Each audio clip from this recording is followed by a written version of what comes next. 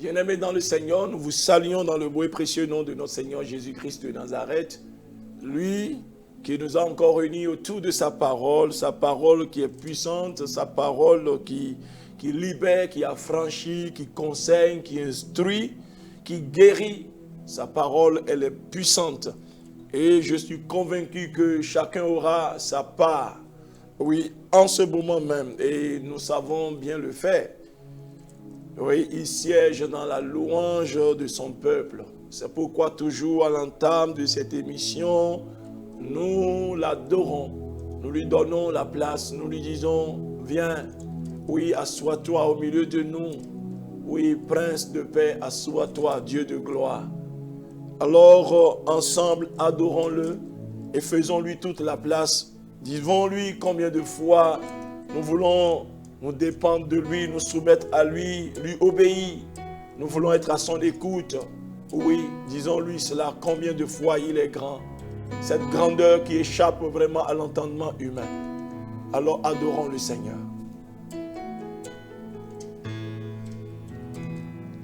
Jésus, ton royaume est parfait.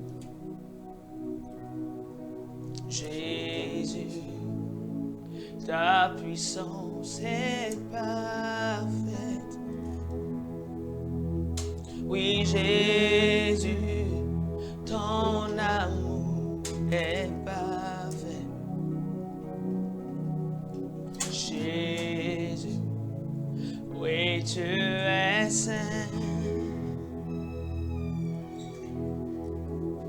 Jésus, ta splendeur est parfaite. Jésus, ta douceur est parfaite. Jésus, ta beauté est parfaite. Jésus, oui, tu es saint.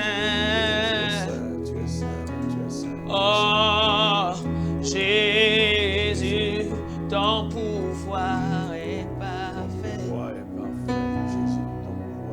Jésus, ta grandeur est parfaite. Oh, Jésus, ta puissance est parfaite. Jésus, oui, tu es saint. Mon âme t'adore. Jésus, car tu es saint. Oh, oui, tu es saint. Mes pensées t'adorent ce jour. Oh, Jésus, car tu es saint. Oui, tu es saint. Oui, mon cœur t'adore. Jésus,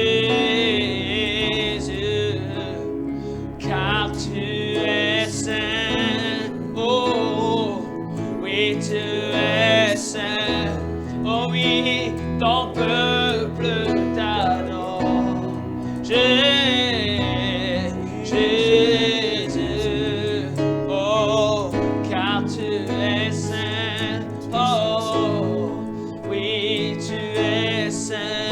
Mon être t'adore, mon être t'adore. Tout mon être entier t'adore. Jésus, car tu es saint. Il n'y a rien de souillé en toi. Oh, oui, tu es saint. Oui, ma vie t'adore. Ma vie t'adore. Jésus, car tu es saint. Car tu es saint. Oui, tu es saint. Oui, tu es saint. Oui, mon corps t'adore. Oui, tout à moi, t'adore, Seigneur. Jésus, Tout à moi, t'adore, Seigneur. car tu es saint. Tu es saint, tu es saint, tu es saint. Oh, yes. Oui, tu es saint. Ma vie entière t'adore. Tout en moi t'adore. Tout en moi t'adore. Mon être entier t'adore. Car tu es saint. Mon être entier t'adore.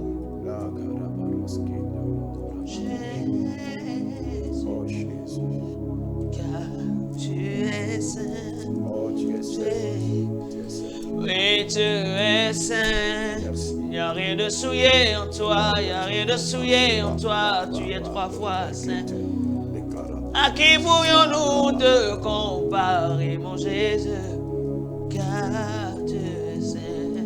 Tu es saint.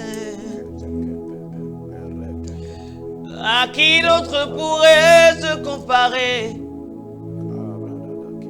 Dans les cieux et sur la terre, car au plus profond de mon cœur, je ne connais que seul amour, le Dieu qui pour moi s'est sacrifié, oh, qui s'est donné tout entier, le roi qui se suffit à lui-même. Tu es tout ce que j'ai de plus précieux. Oh, oh, tu es tout ce que j'ai de plus précieux. Oh, oh, Jésus, tu es tout ce que nous avons de plus précieux. Oh, tu es tout ce que j'ai de plus précieux. Tu es tout ce qu'on a de plus précieux, Seigneur. Tu es tout ce qu'on a de plus précieux. Tu es tout ce que j'ai de plus Merci, précieux. Seigneur. Tu es tout ce qu'on a de plus précieux. À qui pourrions-nous te comparer, roi de gloire? À qui pourrions-nous te comparer? Tu es unique. Tu es unique. Tu es unique. Toutes choses passeront, mais toi, tu subsisteras. Avant toi, il n'y a point de Dieu. Après toi, il n'y en aura point. Tu es éternellement grand. Sois loué, célébré, sois magnifié. Merci pour ta présence, pour conduire toutes choses. Merci d'avance pour le ministère que tu rendras à chacun à travers ta parole. Sois élevé, sois glorifié à jamais. Au nom de Jésus-Christ de Nazareth. Amen. Que Dieu te bénisse, toi qui viens de l'adorer. Alors nous allons écouter sa parole. Nous étions en train de parler de la restauration de l'Église. Seigneur, restaure ton Église. Et quand on parle d'Église, il faut voir l'Église en termes de communauté, l'ensemble des saints, l'ensemble de tous ceux-là qui se sont engagés envers Christ, engagés pour Christ. Oui. Et il faut voir l'individu en qui réside l'Esprit de Jésus. Oui. Parce que lorsque l'Esprit de Jésus réside en toi, tu deviens normalement un sanctuaire. Parce que le sanctuaire, c'est là où le trône de Dieu se trouve, un Dieu, là où un Dieu est érigé. Enfin, quand on va parler quand même en termes mondains, quand vous rentrez dans un temple, dans un sanctuaire, ça veut dire qu'il y a la présence d'un Dieu là. Oui, un Dieu qu'on adore. Donc ici, il ne s'agit pas de n'importe quel Dieu, mais c'est le Dieu tout-puissant qui a créé les cieux et la terre et qui vient résider en toi par son esprit. Vous voyez, lorsque tu t'engages envers Christ, donc tu deviens son Église. Et notre thème, c'est quoi? Seigneur, restaure ton Église. Et si l'Église, en tant qu'individu, Si nous sommes restaurés, si chacun est restauré, alors la communauté aussi sera restaurée. Parce que la communauté est l'ensemble de ces individus. Gloire à Jésus. Et nous étions en train de voir des cas typiques dans la Bible où c'est démontré clairement que la restauration véritable est précédée de la repentance véritable et sincère. Donc si nous aspirons à la restauration de l'Église en tant qu'individu ou bien en tant que communauté, alors nous devons vraiment passer par une repentance sincère.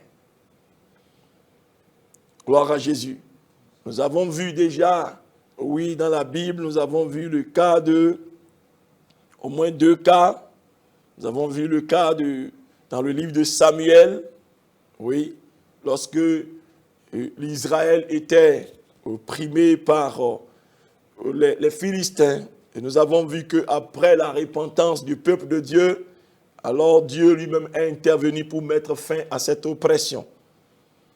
Et il a redonné la paix, il a restauré son peuple. Nous avons vu également dans la situation dans le livre de Agé aussi, un peuple qui était déporté, qui est revenu vraiment de l'exil et qui devrait rebâtir la maison de Dieu, mais a dû laisser cette maison pour courir chacun pour sa maison. Et voici, le peuple a subi beaucoup de dommages, beaucoup de désagréments, mais il a fallu que ce peuple écoute la parole et revienne au Seigneur et se mette vraiment au travail, comme le Seigneur le leur a recommandé, et ainsi la restauration est aussi intervenue. Donc, nous continuons, nous allons voir rapidement un troisième cas, rapidement. Oui, c'est dans le livre de Joël. Oui, dans le livre de Joël, où le peuple était dans la déviation totale, le peuple était dans l'abandon de son Dieu. Gloire à Jésus. Et c'est ainsi, et quand il se passe ainsi, Dieu envoie toujours ses prophètes pour l'avertir, pour l'interpeller, afin qu'il revienne de sa mauvaise voie. Parce que le châtiment ne vient pas comme cela, Dieu avertit d'abord, Dieu interpelle. Et comme aujourd'hui, Dieu toujours est en train d'interpeller. C'est vrai que les messages de repentance ne sont plus trop légion aujourd'hui.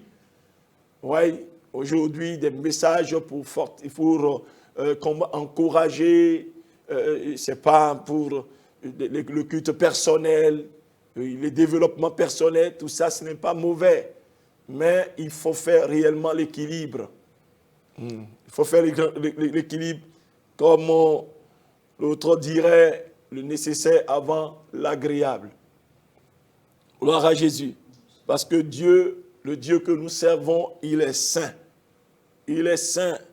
Et si nous voulons marcher avec ce Dieu, nous devons être saints. Et lui-même demande à ce que nous soyons saints. Il dit, oh, ce que Dieu veut est que tu te sanctifies. Gloire à Jésus. Donc, il est très important, surtout que nous sommes nous sommes dans les derniers temps, oui, et que Jésus revient bientôt. L'Église vraiment doit se repentir pour occuper sa place, bien-aimé, dans ce monde. L'Église, c'est un royaume dans un autre royaume. Et pour que le royaume, oui, auquel appartient réellement l'Église se manifeste dans ce royaume ici-bas, il faut que l'Église vraiment se répande. Alléluia. Donc, lisons Joël rapidement. Nous n'allons pas tout lire, mais vous allez voir. Dans Joël 2, à partir du verset 12, c'est d'abord un appel à la repentance. C'est un appel à la repentance. La Bible dit, maintenant encore dit l'Éternel, parce qu'il avait déjà dit plusieurs fois. Il redit encore, maintenant encore dit l'Éternel, revenez à moi de tout votre cœur, avec des jeûnes, avec des pleurs et des lamentations. Déchirez vos cœurs et non vos vêtements. Déchirez vos cœurs et non vos vêtements, parce que c'est la coutume. C'est la coutume de ce temps Quand on veut s'humilier devant le Seigneur, on déchire son vêtement, on se couvre de la cendre. Vous voyez, on prend des sacs déchirés pour montrer réellement son humiliation devant le Seigneur, pour montrer combien de fois on regrette. Mais ce que le Seigneur constate est que, bon, ça c'est une attitude apparente. Mais généralement, les gens faisaient, mais leur cœur, le cœur n'est pas réellement touché. Donc, c'est ce que le Seigneur est en train de dire. Au lieu de déchirer seulement vos vêtements pour montrer combien de fois vous regrettez vos fautes, déchirez plutôt vos cœurs. Alléluia. Déchirez vos cœurs. C'est comme celui-là qui se prosterne devant le Seigneur. Physiquement, on voit quelqu'un qui se prosterne, mais le cœur est debout. Alléluia. Donc, ce que le Seigneur désire le plus, désire en premier, c'est l'état de ton cœur.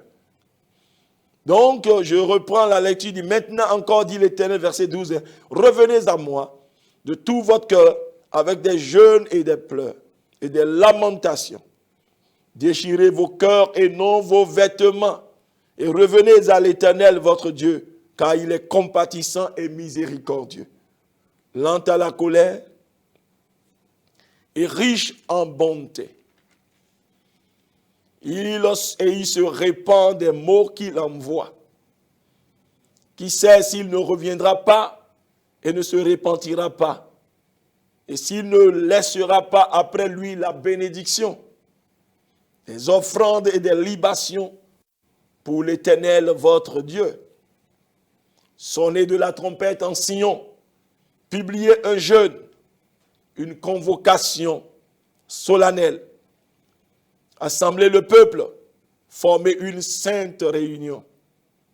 Assemblez les vieillards, assemblez les enfants, même les nourrissons à la mamelle, que l'époux sorte de sa demeure et l'épouse de sa chambre. Qu'entre le portique et l'autel pleurent les sacrificateurs, serviteurs de l'Éternel, et qu'ils disent, Éternel, épargne ton peuple. Ne livre pas ton héritage à l'opprobre, aux railleries des nations. Pourquoi dirait-on parmi les nations, parmi les peuples, où est leur Dieu? Donc c'est un appel à la repentance que l'Éternel adresse à son peuple qui est dans toutes sortes de dépravations, dans la déviation, dans la désobéissance totale, dont le Seigneur leur lance un appel à la repentance. C'est un peuple qui subit déjà les maux, qui subit, bien aimé, les conséquences de leur comportement. Et le Seigneur est en train de les appeler à la repentance, afin de, bien aimé, de les bénir à nouveau, afin de les restaurer. Bien aimé, et voici ce qui arriverait, la restauration qui arriverait au peuple si réellement le peuple reviendrait, comme l'Éternel le lui dit. Si le peuple revenait réellement de sa déviation, c'est ce qui arriverait. Et il épargne son peuple. L'Éternel répond et il dit à son peuple, voici, je vous enverrai du blé et du mou et de l'huile. Ce qui manquait déjà. Ce qui était vraiment signe de malédiction. Parce que quand ces choses viennent à manquer, cela veut dire qu'il y a un problème, il y a la malédiction qui plane sur le peuple à cause de sa désobéissance. Mais lorsque réellement le peuple revient vraiment de sa mauvaise voie, le peuple se répand, alors il y a le retour de la prospérité. Ok. Verset 19, l'Éternel répond, il dit à son peuple, voici je vous enverrai du blé, du mou et de l'huile, et vous en serez rassasiés. Et je ne vous livrerai plus à l'opprobre parmi les nations. J'éloignerai de vous l'ennemi du nord. Je le chasserai vers une terre aride et déserte, son avant-garde dans la mer orientale, son arrière-garde dans la mer occidentale, et son infection se répandra. Sa puanteur s'élèvera dans les airs, parce qu'il a fait de grandes choses. Terre, ne crains pas, sois dans l'allégresse et réjouis-toi, car l'Éternel fait de grandes choses. Bêtes des champs, ne craignez pas, car les plaines du désert reverdiront, car les arbres porteront leurs fruits. Le figuier et la vigne donneront leur richesse, Et vous, enfants de Sion, soyez dans l'allégresse et réjouissez-vous en l'Éternel votre Dieu. Car il vous donnera la pluie en son temps. Il vous enverra la pluie de la première et de l'arrière-saison, comme autrefois. Les aires se rempliront de blé et les cuves regorgeront de mou et d'huile. Je vous remplacerai les années qu'ont dévoré la sauterelle, le gélèque, le asile et le gazam. Ma grande armée que j'avais envoyée contre vous, vous mangerez et vous vous rassasierez. Et vous célébrerez le nom de l'Éternel votre Dieu, qui aura fait pour vous des prodiges. Et mon peuple ne sera plus jamais dans la confusion. Et vous saurez que je suis au milieu de vous, que je suis l'Éternel votre Dieu, et qu'il n'y en a point d'autre, et mon peuple ne sera plus jamais dans la confusion. Vous voyez, voici vraiment les conséquences du retour à l'obéissance. Un peuple restauré. Mais aujourd'hui, le problème est qu'on ne veut pas se repentir et on aspire à la restauration. Et comme ça, on fait de Dieu menteur. Parce que Dieu n'est pas corruptible. Dieu ne peut jamais se corrompre. Personne ne peut le corrompre. Aujourd'hui, on tente même de le corrompre. On attribue même certaines choses, oui, à Dieu. Oui. Des fois même, c'est dit, même dans la désobéissance, on arrive à atteindre ou bien à se faire, à faire certains résultats. Et puis vraiment, non, bien-aimé, Dieu n'est pas corruptible, Dieu n'est pas dupe. Revenons de tout notre cœur. Nous avons assez déchiré nos vêtements. Dieu veut que le cœur soit réellement déchiré. C'est le cœur soit vraiment touché. Parce que si le cœur est réellement touché, cela se reflète sur notre aspect extérieur. Gloire à Jésus. Donc Dieu n'a rien à faire avec l'apparence. Dieu veut réellement le cœur. Donc quand le peuple revient à l'Éternel, voici vraiment les promesses de la restauration. Parce que ce peuple dans la désobéissance mangeait mais n'était pas rassasié. Il était vêtu mais il n'avait pas chaud. Vous comprenez? Ils étaient accablés de toutes sortes de malheurs. Mais un peuple qui revient vraiment à l'Éternel est restauré. Donc il n'y a pas de restauration sans une véritable repentance. Le Seigneur dit, oui, et vous saurez que je suis au milieu d'Israël. Je suis au milieu de vous, que je suis l'Éternel votre Dieu, et qu'il n'y en a point d'autre, et mon peuple ne sera plus jamais dans la confusion. Bien-aimé, il est temps que nous cessions avec, oui, l'hypocrisie. L'hypocrisie dans la maison du Seigneur. L'hypocrisie, nous abritons l'hypocrisie en nous. Ça peut-être personne ne voit, mais Dieu, oui, voit. Lui qui a créé les yeux voit. Lui qui a créé les oreilles entend ce que nous disons dans le secret. Gloire à Jésus. La Bible dit dans Proverbe 28, 13 à 14, dit celui qui cache ses transgressions ne prospère point, mais celui qui les avoue et les délaisse obtient miséricorde. Il y a des gens qui semblent prospérer, n'est-ce pas? Même quand ils cachent, ils peuvent dire j'ai caché et pourtant je prospère. Non, je ne pense pas que tu sois béni de la bénédiction de l'Éternel. Non, je ne pense pas. Car la bénédiction de l'Éternel enrichit et elle n'est point suivie de chagrin. Au verset 14 de Proverbe 28, il dit « Heureux l'homme qui est continuellement dans la crainte, mais celui qui endurcit son cœur tombe dans le malheur. » Oui, il finira par tomber dans le malheur, ça c'est clair. C'est un piège. Quand vous prospérez ou bien vous semblez prospérer, même si vous êtes dans votre désobéissance, vous vivez dans votre hypocrisie, vous avez double face.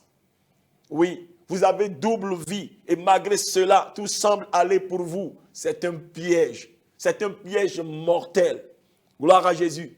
Il faut savoir que ça se passe comme ça, c'est que Dieu a résolu de vous détruire. Ça, c'est clair. C'est pareil avec les fils du sacrificateur Élie, dans 1 Samuel 2. 1 Samuel 2, 22 à 26. Lisons rapidement 1 Samuel 2. Il s'agit des sacrificateurs. Ils sont fils du souverain sacrificateur de l'époque, Élie. 1 Samuel 2, à partir du verset 22. La Bible dit, Élie était fort âgé et il apprit comment ses fils agissaient à l'égard de tout Israël. Il apprit aussi qu'il couchait avec les femmes qui s'assemblaient à l'entrée de la tente d'assignation. Voici des sacrificateurs. Des sacrificateurs, on peut dire peut-être des pasteurs aujourd'hui. On peut dire des prêtres aujourd'hui. Vous voyez un peu? Mais qui couchent avec des femmes dans la maison de Dieu. Vous voyez, dans la maison de Dieu. Vous voyez combien de fois, bien aimés, c'est-à-dire ils sont vraiment déchus moralement. Il n'y a plus de crainte, jusqu'à ce qu'on couche avec les femmes dans la maison de l'Éternel. Donc leur papa, qui était fort âgé, il apprit comment ses fils agissaient à l'égard de tout Israël. Il apprit aussi qu'il couchait avec les femmes qui s'assemblaient à l'entrée de la tente d'assignation. Verset 23. Il leur dit, « Pourquoi faites-vous de telles choses? Car j'apprends de tout le peuple vos mauvaises actions. Non, mes enfants, ce que j'entends dire n'est pas bon. Vous faites pécher le peuple de l'Éternel. Si un homme pêche contre un autre homme, Dieu le jugera. Mais s'il pêche contre l'Éternel, qui intercédera pour lui? Et ils n'écoutaient point la voix de leur père, car l'Éternel voulait les faire mourir. Car l'Éternel voulait les faire mourir. Le jeune Samuel continuait à grandir et il était agréable à l'Éternel et aux hommes. Vous voyez? Quand il arrivait que, c'est-à-dire, quelqu'un est interpellé sur sa faute, sur ses erreurs, sur ses péchés, et que la personne, bien-aimée, ne veut pas se repentir, bien-aimé, c'est dit, Dieu lui-même peut endurcir même son cœur. Et quand ça arrive comme cela, sachez que, c'est dit, l'Éternel a résolu de détruire cette personne. Sa destruction est déjà programmée. Ce n'est plus très loin. C'est pourquoi je dis, quand vous êtes en train, vous êtes dans le péché, dans l'iniquité, et malgré les interpellations, non, vous persistez, et vous semblez même prospérer dans ça, sachez que c'est un piège. C'est un piège. C'est un piège. Parce que Dieu lui-même, il a dit quoi? Que le Père a châtié réellement son enfant. C'est parce qu'il le reconnaît comme un fils, une fille qui le châtie. Parce que si votre Père ne vous châtie pas, alors il ne vous aime pas. Ou bien il ne vous considère pas comme son fils. Donc c'est tout à fait normal. C'est-à-dire quand Dieu vous châtie, c'est un signe d'amour. C'est vraiment un signe d'amour. C'est un signe qui s'intéresse encore à vous. Mais lorsque Dieu ne vous châtie plus pour votre faute, alors commencez par vous poser la question de savoir si réellement vous êtes un fils pour Dieu. Vous êtes une fille pour Dieu. Mais très souvent, les gens ne comprennent pas. Parce que Dieu se montre patient, on persévère dans le mal, dans le péché, on se vautre. Et on a un semblant quand même de prospérité, un semblant de succès. Et puis bon, et c'est ça qui nous trompe. Cette grâce que nous avons obtenue nous trompe, parce que la grâce est trompeuse. Bien aimé, le Seigneur peut endurcir, parce que si quelqu'un se montre toujours rebelle, le Seigneur lui-même peut endurcir ton cœur parce qu'il a résolu de te détruire. Les fils d'Élie commettent une abomination. Ils ont été interpellés, mais ils étaient encore orgueilleux. Parce que c'est de l'orgueil quand on t'interpelle sur ta faute et que tu ne veux pas te repentir. Parce qu'il y en a beaucoup dans la maison de Dieu aujourd'hui. Ils en ont même après, ils se rebellent même contre les serviteurs de Dieu. Parce qu'ils ne veulent pas entendre la vérité. Ils préfèrent qu'on les cajole, ils préfèrent qu'on les caresse avec la parole. Ils préfèrent qu'on les encense. Ils préfèrent qu'on les loue, même dans l'iniquité. Qu'on ferme les yeux sur leur déviance. On ferme les yeux sur les abominations qu'ils commettent.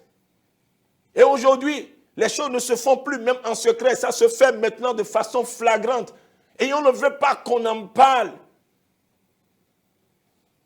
Et on en fait autour de soi des hypocrites. Des hypocrites qui voient réellement ce que vous faites, mais qui n'osent pas vous le dire. Qui n'osent pas vous le dire, mais qui vous critiquent dans le secret.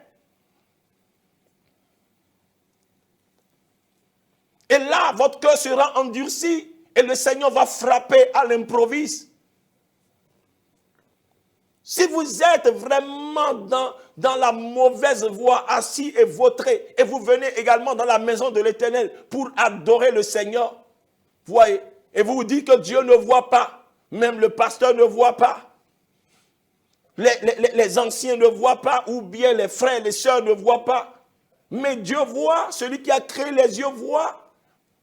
Ses yeux sont partout, il voit la vie que vous menez après la réunion de l'église. Il sait ce que vous faites, bien-aimés, quand vous n'êtes pas dans l'assemblée des saints. Dieu voit. Et malgré cela, vous avez un semblant de succès. Et vous ne pensez pas que Dieu se montre patient pour que vous vous repentiez. Non, vous persévérez dans cette voie. Votre cœur est endurci. C'est un piège. C'est un piège. Parce qu'il faut que Dieu vous châtie. Si vous êtes encore fils, Dieu doit vous châtier, juste pour que vous reveniez à vous-même. Gloire à Jésus. Que le Seigneur nous vienne en aide. Ne tombions pas si bas, comme les fils d'Élie. Gloire à Jésus. Parce que là, la conscience est totalement morte. La conscience n'interpelle pas. On l'a complètement étouffée. Ça ne parle pas. Là, on peut pécher. On pêche vraiment de façon flagrante. On pêche délibérément. Et on n'est pas dérangé. On peut pécher, bien-aimé, le samedi et venir encore à la maison de Dieu le dimanche pour pouvoir glorifier le Seigneur, le célébrer. Ah! On n'est pas du tout dérangé. Ça, c'est le cas des fils d'Élie. Mais l'Éternel a résolu de faire quoi? De les détruire. C'est pourquoi leurs oreilles étaient fermées, bien-aimés, oui, aux remontrances.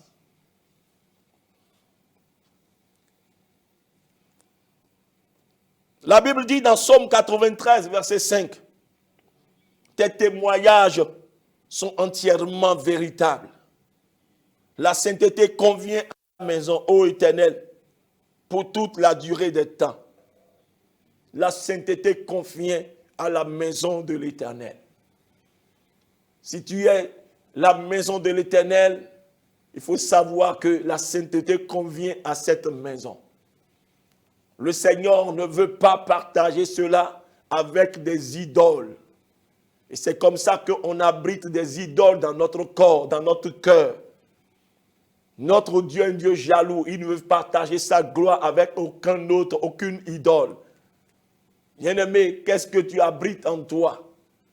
La Bible dit que ton corps est le temple du Saint-Esprit.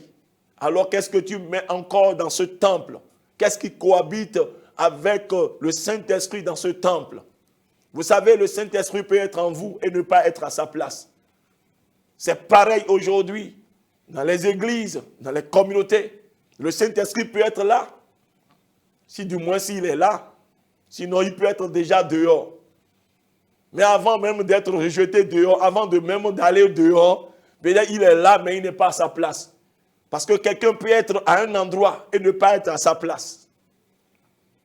Il peut être à un endroit sans être à sa place. Parce qu'il faut qu'il soit à sa place. Il faut qu'il soit à sa place pour que les choses se passent comme Dieu le veut. Parce que s'il est à sa place, c'est lui qui donne les commandements. C'est lui qui donne les orientations. C'est lui qui dit comment les choses doivent se faire. Mais très souvent, nous invitons le Saint-Esprit.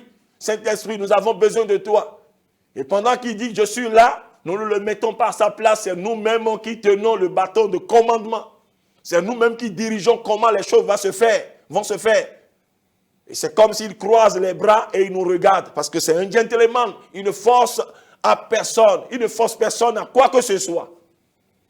Si vous le mettez à sa place, alors vous allez jouir de la pleine liberté. Parce que la Bible dit que là où l'Esprit du Seigneur est, il y a la liberté. Il est là, mais malgré cela, les gens jouissent quand même, c'est-à-dire vivent, c'est-à-dire l'oppression de toutes sortes, bien aimé, parce qu'il n'est pas vraiment à sa place.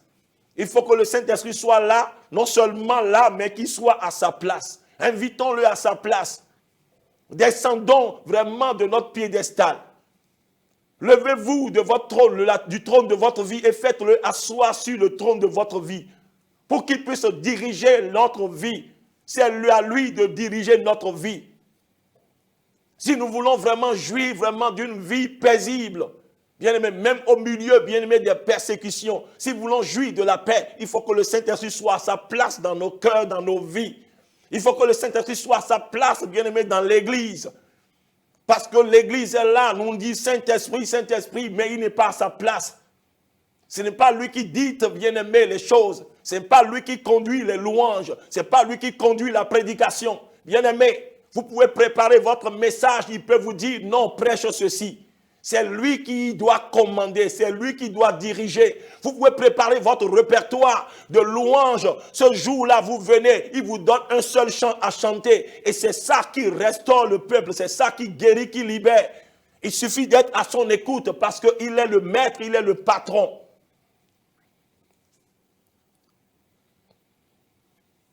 Il est dans votre vie, mais il n'est pas assis sur le trône de votre vie. Bien-aimé, faites-le asseoir sur le trône de ta vie. Dis-lui maintenant, je descends du trône de ma vie, viens t'asseoir. Prends le contrôle. La sainteté convient à sa maison.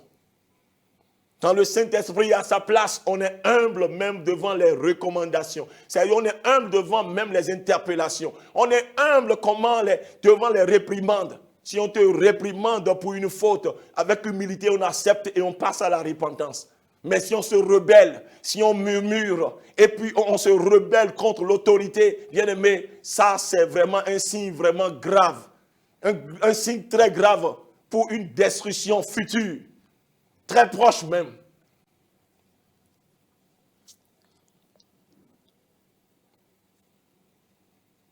Qu'est-ce que Psaume 15 nous a dit 1 à 5?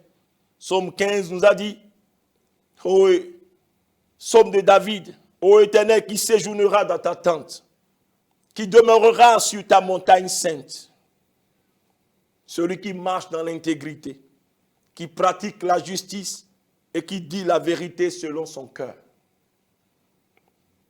Vous voyez, qui est celui-là qui est digne de demeurer dans sa présence, dans sa maison? Vous voyez un peu? C'est celui-là qui marche dans l'intégrité, qui pratique la justice et qui dit la vérité selon son cœur.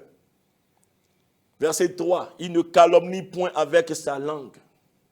Il ne fait point de mal à son semblable. Il ne jette point l'opprobre sur son prochain. Verset 4, il regarde avec dédain celui qui est méprisable. Mais il honore ceux qui craignent l'Éternel. Il ne se rétracte point s'il fait un serment à son préjudice. Il n'exige point d'intérêt de son argent et il n'accepte point de don contre l'innocent. Celui qui se conduit ainsi ne chancelle jamais. Voici un peu ce qu'on demande de ceux-là qui veulent demeurer dans sa maison. Ce que le Seigneur veut, à quoi ça va ressembler sa maison, c'est ce qu'il veut. Bien-aimé, la marche dans l'intégrité, la pratique de la justice, la vérité, celui qui dit la vérité selon son cœur. Mais aujourd'hui, les gens intègres sont comptés aujourd'hui dans la maison du Seigneur. Qui sont ceux-là qui pratiquent la justice, qui obéissent à Dieu. On peut les compter également. Ils sont ceux-là qui disent la vérité. On voit que le mensonge a vraiment pris place. Le mensonge a remplacé la vérité, même dans la maison de Dieu. Même au pupitre, les prêtres sont en train de mentir. Les pasteurs sont en train de mentir. Que le Seigneur nous vienne en aide. Que le Seigneur vienne en aide à son peuple. Gloire à Jésus. Oui, on ment sans aucun égard pour le lieu dans lequel on se tient. Sans aucun égard pour l'autel devant lequel on se tient. Gloire à Jésus. Que le Seigneur vienne en aide à son peuple. Qu'est-ce que la Bible dit dans 1 Timothée 3, 14 à 15? 1 Timothée 3, 14 à 15. Il dit, je t'écris ces choses avec l'espérance d'aller bientôt vers toi.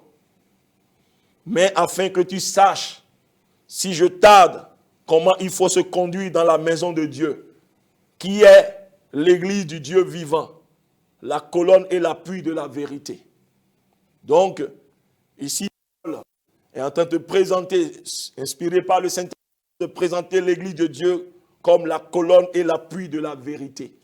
Cela veut dire que si vous cherchez la vérité quelque part, ou bien partout, et vous ne la trouvez pas, vous devez la trouver à l'église. Vous devez la trouver à l'église. Mais aujourd'hui, est-ce que vraiment cette vérité est encore dans l'église? Je parle de l'église en général. Est-ce que vous comprenez? Alors que l'église est la colonne et l'appui de la vérité. L'appui de la vérité. Donc, le mensonge doit être, bien aimé, balayé dehors. L'église doit revenir, bien aimé, à sa position.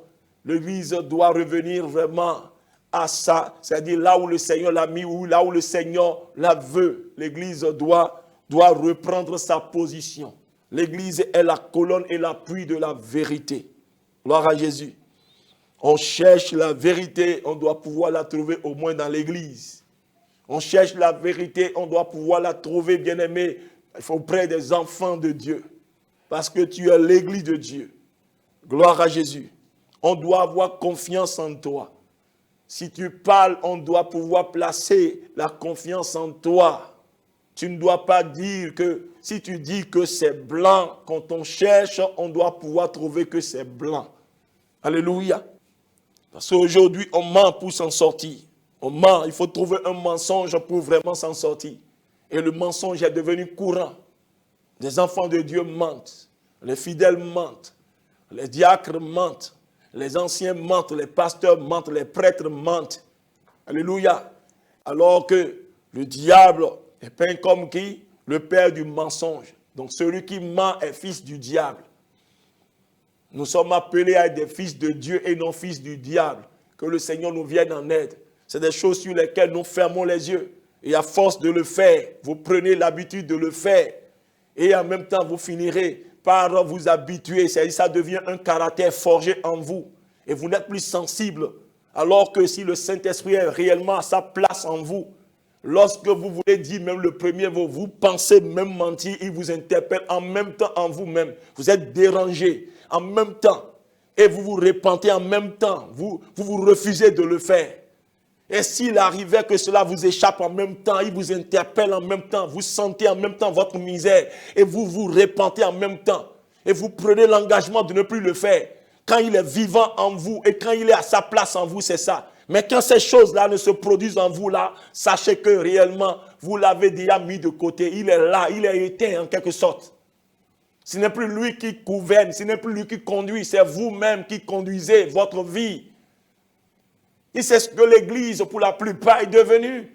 Que le Seigneur nous vienne en aide. Il n'y a pas de restauration véritable sans une repentance véritable. Revenons, soyons sincères, examinons-nous. Voyons si nous sommes encore dans la foi. Jésus revient bientôt. Notre prière est que le Seigneur répande vraiment l'esprit de repentance sur son peuple. L'esprit de repentance. Oui, nous devons demander à Dieu de répandre cet esprit sur son Église. Parce que le péché gagne du terrain dans l'Église. C'est pourquoi l'Église n'a plus d'impact comme cela devrait. Alléluia. Dieu dit, vous êtes la lumière du monde. Parce que la lumière vient, les ténèbres doivent se dissiper. Mais si les ténèbres ne bougent pas, alors il faut savoir que cette lumière n'est plus lumière. Cette lumière est devenue ténèbres. Il dit, vous êtes le sel de la terre. Vous arrivez là où il y a l'amertume, la douceur doit venir. Mais si l'amertume persiste, ça veut dire que le sel que vous êtes a perdu sa saveur. Soyons sincères, revenons à nous-mêmes, réexaminons notre vie, revoyons si réellement nous sommes à notre place. C'était comme le cri de Yahvé, le cri de l'Éternel lorsqu'il est revenu dans le jardin d'Éden. Il disait, Adam, où es-tu? Adam, où es-tu? Comment celui qui est l'omniprésent peut demander si là où il est-ce qu'il ne voyait pas là où parce que Adam se disait qu'il se cachait de l'Éternel. Et l'Éternel demande, où es-tu? Et ça dit que le Seigneur ne le voyait pas? Non, le Seigneur le voyait. Le Seigneur le voyait, mais il s'agit d'une position spirituelle. Adam a quitté la position spirituelle que le Seigneur lui a donnée. C'était ça. Et c'est ce que beaucoup de gens sont devenus aujourd'hui. Quand vous quittez la position que vous devez occuper dans le Seigneur, pour le Seigneur, alors le Seigneur pose la même question. Où es-tu? Il a perdu. À cause du péché, il a perdu cette position. Le Seigneur veut que nous revenions à cette position pour qu'il cesse de dire, où es-tu? Il demande, Barnabé, où es-tu? Antoine, où es-tu? Où es-tu, Honoré? Où es-tu? André, où es-tu? Il demande, il pose la même question. Revenons à notre position. Repentons-nous. Que le Seigneur répande l'esprit de repentance sur son peuple. Qu'il répande l'esprit de repentance sur son peuple. Parce qu'aujourd'hui, les cœurs sont endurcis. Les consciences sont mortes. Et à cette étape, bien aimé, on devient réfractaire. Réfractaire aux avertissements. Aux avertissements divins, on devient réfractaire. Mais si tel est le cas, sachez que Dieu a résolu de détruire. Et le Seigneur le fera. Le Seigneur le fera. Parce que le Seigneur en a marre de voir son image être quoi? Profanée. Il en a marre de voir une église sans force, sans impact, sans influence. Bien aimé, le Seigneur restaurera son église afin que l'église puisse impacter réellement. Il y aura réellement, c'est-à-dire la pluie de l'arrière-saison. L'Esprit de Dieu sera répandu à nouveau. Il y aura une grande moisson à la fin des temps. Alléluia. L'église doit être repositionnée. L'église doit être restaurée. L'église doit déployer, doit démontrer la puissance de Dieu. L'église sera à nouveau à l'image de Christ, son Seigneur. Et pour cela, le Seigneur appelle à la repentance. Le Seigneur veut restaurer. Le Seigneur appelle à la repentance. Que le Seigneur vienne en aide à son Église. Afin que nous ne fermions pas nos cœurs à ces avertissements. Que nous ne soyons pas enregistrés dans le lot des personnes que Dieu veut détruire. Que le Seigneur te bénisse. Nous continuerons toujours dans ce thème, nous continuerons parce que nous avons beaucoup de choses à dire, à communiquer. Que Dieu te bénisse. Est-ce que tu as déjà donné ta vie à Jésus? Est-ce que tu as déjà donné ta vie à Jésus? Tu sais que sans Jésus, il n'y a pas de ciel, il n'y a pas de paradis. Que tu le veuilles ou non, c'est l'Éternel Dieu qui a choisi ainsi. Il a dit, Dieu a tant aimé le monde qu'il a donné son Fils unique afin que quiconque croit en lui ne périsse point, mais qu'il ait la vie éternelle. À cause du péché, nous avons perdu cette vie éternelle. Mais pour recouvrer cette vie, tu as besoin que ton péché soit ôté. Et Jésus est le seul qui puisse ôter le péché. Son sang a coulé pour cela. Donc viens à Jésus, donne-lui ta vie. Il te pardonnera tes péchés. Il te lavera de tous ses péchés. Quel que soit leur nombre et leur gravité, il va les effacer par son sang. Et il te donnera la vie éternelle gratuitement. Est-ce que tu veux donner ta vie à Jésus? Alors répète cette prière avec moi. Seigneur Jésus, je te dis merci. Parce qu'à cause de mes péchés, tu es mort à la croix. Tu as donné ta vie pour moi. Pardonne-moi mes péchés. Lave-moi par ton sang précieux. Seigneur Jésus, viens habiter en moi et sois mon Seigneur et mon Sauveur unique. Donne-moi ton Esprit Saint, comme promis. Je reçois maintenant par la foi. Merci, parce que tu fais de moi à l'instant même enfant de Dieu. Je le crois. Merci Jésus de m'avoir sauvé. Au nom de Jésus. Si tu as fait cette prière de tout ton cœur, sache que quelque chose s'est produit dans ta vie. Ce que tu as fait maintenant, c'est de trouver une église évangélique pour partager la parole, écouter, pour savoir comment Jésus veut que tu vives. Pour être digne de lui. Tu as compris? Tu vas étudier la parole de Dieu pour connaître ton héritage. Pour connaître tout ce que le Seigneur a mis à ta disposition en tant que fils ou bien fille. Que Dieu te bénisse. Prions, Père, nous voulons te dire merci pour ces bien-aimés qui se sont engagés pour toi. Seigneur, garde-les dans le creux de ta main. Protège-les. Sois avec eux. Au nom de Jésus-Christ de Nazareth. Père, nous prions pour tous ceux-là qui ont écouté. Que les cœurs, Seigneur, endurcis, Seigneur, soient maintenant ouverts. Soient maintenant disposés. Que les consciences mortes, Père, soient réveillées. Que la rébellion soit brisée. L'endurcissement soit brisé. Afin que le cœur soit à nouveau ouvert pour les recommandations, pour les réprimandes dans le nom de Jésus. Père, nous prions que tu répandes sur ton Église l'esprit de repentance. L'esprit de repentance.